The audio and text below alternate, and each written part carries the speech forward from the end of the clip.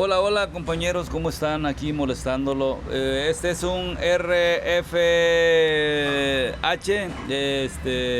es un módulo de radiofrecuencia de una Gran Cherokee 2014. Es el sistema de recepción de llaves.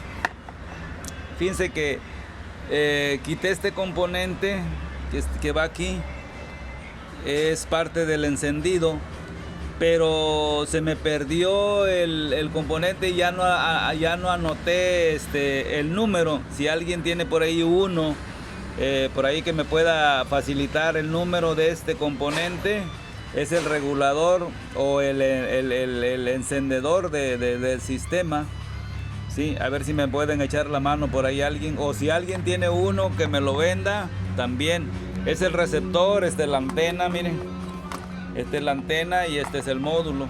¿Sí? Bueno, la carcasa del módulo.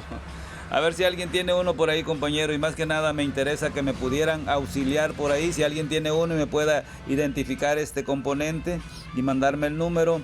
La otra es también conectarla y ver si se alimenta solo de 5 voltios en esta parte de aquí.